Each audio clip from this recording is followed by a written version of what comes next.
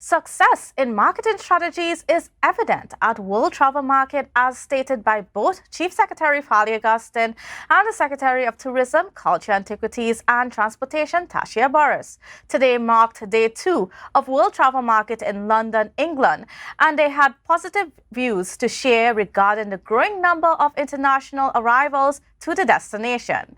More in this report.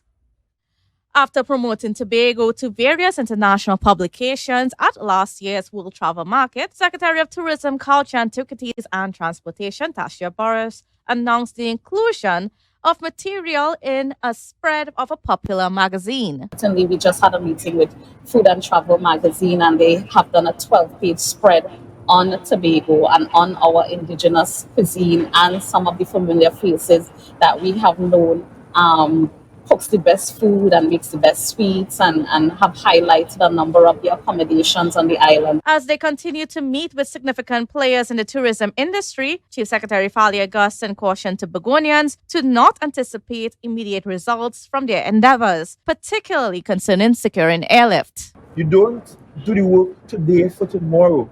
So the work we did last year, we are seeing the impact of it this year.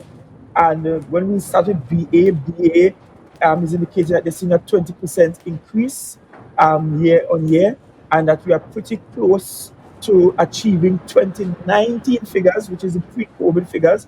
According to 20% growth aligns with the trends seen in the wider Caribbean region. In the meantime, Secretary Burris highlighted that numerous negotiations are underway to persuade airlines to include Tobago as a destination in their flight routes. But a lot of times with a destination that is still growing in terms of its tourism product, we end up having to pay for airlift. We end up having to put something on the table for planes to fly.